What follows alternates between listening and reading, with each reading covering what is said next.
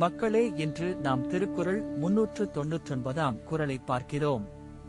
இது திருக்குறளின் பொருட்பால் பகுதியில் உள்ள அரசியல் என்னும் இயலில் இடம்பெற்றுள்ள கல்வி அதிகாரத்தின் 9 குறள். தாமின் புறுவது உலகின் புறக்கண்டு, காமுறுவர் கற்றறிந்தார். இந்த குறள் சொல்லும் பொருள் தமையை கடந்து மற்றவர்களை பார்க்கும் மனம் இல்லாதவர் உலகை புரிய முடியாது என்பதையே. தமனை புறந்து விடும்போது உலகம் அசாதாரணமாக தவறியதாக தோன்றும். மறுமொரு விதமாக, தம்மை மதிக்காதவர் மற்றவர்களின் அறிவை மதிக்க முடியாது. அவர்கள் எப்போதும் தம்மையே மட்டும் பார்க்கின்றனர். அதனால் இக்குறள் நமக்கு தமனை மதித்து பிறரின் கருத்தை கற்றுக்கொள்வதின் முக்கியத்துவத்தை கூறுகிறது.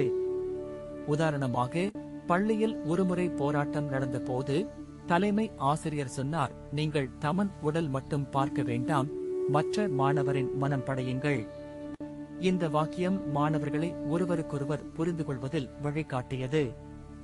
மற்றொரு உதாரணம், குடும்பத்தில் ஒருவரின் சிக்கல் தீர்க்கும் போது அனைவரும் சொல்வது தமன் நுணுக்கத்தை புறக்கணிக்காதீர்கள். இதன் மூலம் உறவுகள் மேலும் வலுப்படுத்தப்பட்டன. இன்றைய வாழ்க்கையில் சமூக ஊடகங்களில் ஒவ்வொரு கருத்தும் தமன் மையமாக இருக்கிறது. நாம் இந்த குறளை பின்பற்றினால் மற்றவர்களின் எண்ணங்களை கேட்டு அவற்றில் இருந்து கற்று மேலும் சமநிலைமிக்க மனிதனாக வளரலாம். அதனால் உலகம் மேலும் தெளிவாகவும் மனிதனின் மனம் விரிவாகவும் மாறும். இது திருக்குறளை எளிய மொழியில் விளக்கி உங்கள் வாழ்க்கை பாதையில் ஒளி சேர்க்கும். தாமின் புறுவது உலகின் புறக்கண்டு, காமுறுவர் கற்றறிந்தார். அடுத்த அதிகாரத்தில் மீண்டும் சந்திப்போம்.